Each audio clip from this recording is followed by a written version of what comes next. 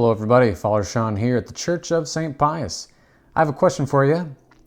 What is sloth? What is this sloth that is one of these 7 deadly sins? You know, a lot of times we think about it as just this laziness, but I think there's a little bit more to it than just being lazy. Imagine someone who, was going to Mass faithfully, going to Mass regularly, and then COVID hit, pandemic hit, you can't go to church, but you're still like, we go to church. We're people who go to Mass. And so you dressed up in your Sunday best and you sat in your living room and you watched the Mass as a household. And then maybe one Sunday you're kind of a little bit more tired and you sleep in a little bit or whatever the situation is. Maybe breakfast went a little bit late, a little longer time cleaning up. You don't have as much time, so you're not going to get dressed. So you just kind of sit there in whatever clothes you're wearing, your PJs, I guess. And then you kind of realize, well, if I'm there in my PJs, I guess my posture doesn't matter so much. And if I'm got my feet kicked up, I might as well have a coffee in my hand. And kind of how it goes maybe for a couple weeks. And then things start to open back up in a limited way, but things start to open back up. And you're able to get to work, you're able to kind of go to the grocery store more comfortably.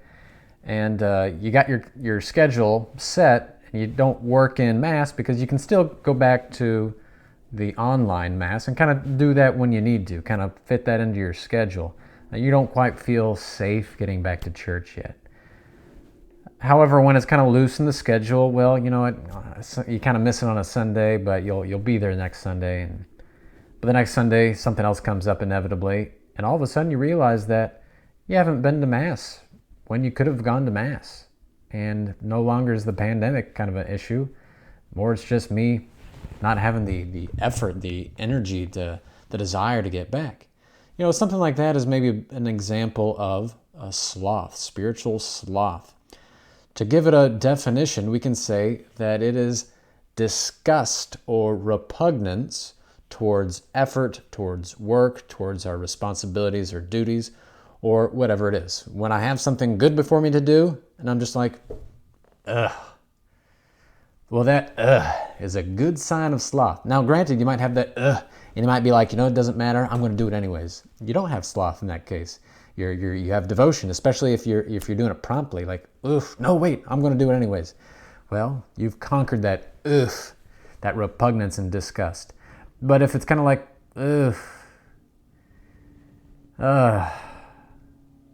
and you think about it and you kind of ponder it a little bit and then all of a sudden it's like, I found a distraction or I found an excuse. I found something else going on that I can kind of use to navigate my conscience to say, I don't need to do it anymore.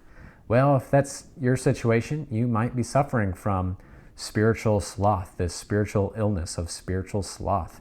It could be natural as well. If you're not caring for your children or if you're not doing the effort you need to at work, well, that's a natural sloth. That's still sloth, still one of the 7 deadly sins, but it's not regarding a spiritual good, like prayer, like the sacraments, like raising children in the faith, or whatever it is. Just to give a little bit more of an image, sloth can be, this moment of temptation for sloth can be like looking down 2 different paths.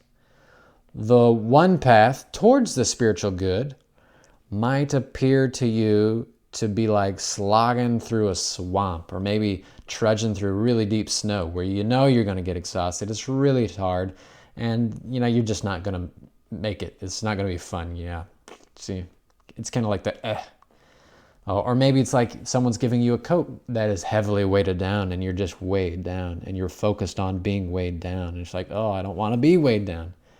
And then the other path towards the status quo is nice and flat and easy. It might even be downhill a little bit. You can kind of roll a little bit if you got some wheels.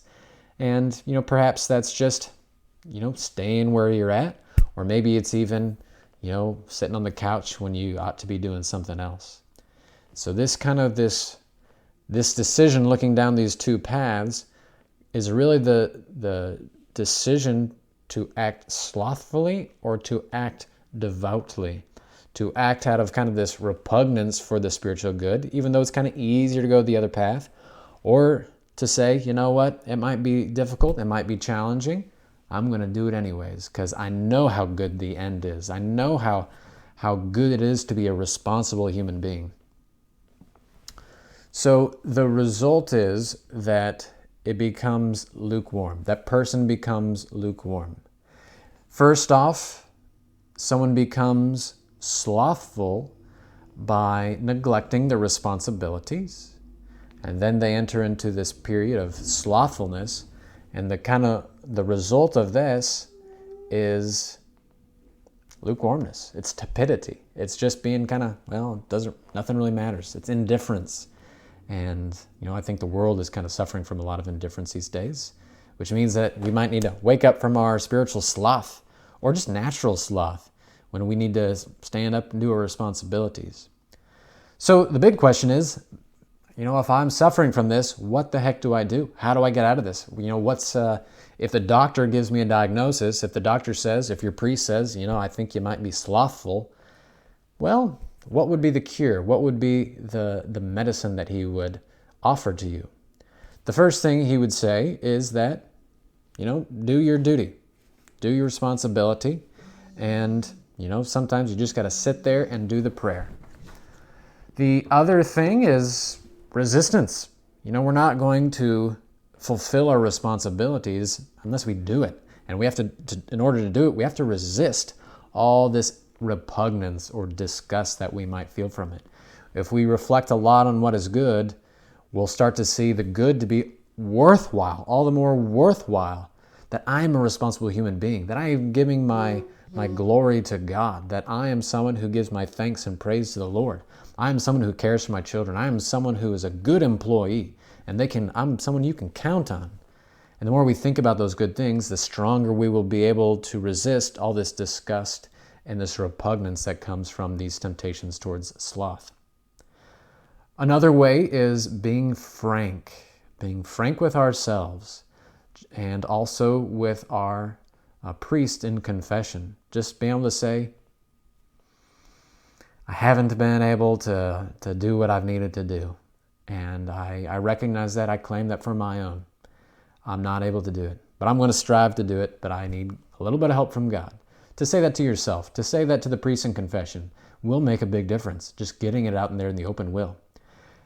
And then finally, to give a little tone to your devotion, to give a little tone to your desire to pursue the good and the desire to pursue being a responsible human being, well, we need to do a little bit of daily sacrifice, saying no to ourselves. The path of sloth is one that says, sure, I'll cater to myself. I'll let myself have a little bit more. I'll let myself have a little bit more time. I'll just, it doesn't matter. I'll flip on one more time on my phone here. I'll have one more cupcake. I'll have one more, even just like an M&M, something small. And we begin to indulge ourselves. Now on the flip side, and that's the path that leads to sloth. But on the other side, the path that leads towards devotion and devotedness is the path of self-denial. Saying, you know what, I could have something. I could eat that M&M right now. And maybe I will.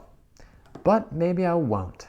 And I'm just going to sock it to myself and make myself a little bit stronger. Give a little tone to my will so that I can always pursue the good as I want to. Because I desire to be the master of myself.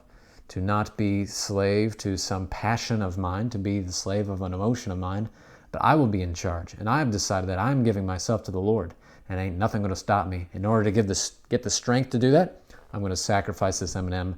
I'm going to sacrifice this extra swipe or scrolling of my phone here. I'm going to stop Father Sean's video early and say, I'm going to pray right now. No one's going to stop me. Go for it. Do it. I hope this helps you in overcoming any spiritual sloth or natural sloth. I hope that we all be toned and ready to do God's service at all costs for His greater glory. If this is helpful for you, please share it or comment or give it one of them little hearts. This is how Facebook kicks it on out there. And then you can have a very direct impact on who is going to see this. If one person shared this, it might go to 10 other people. If 100 people share this, it'll go to thousands. So I invite you to participate in getting the word out there. God bless you. Please pray for me. And I look forward to talking with you soon. Bye-bye.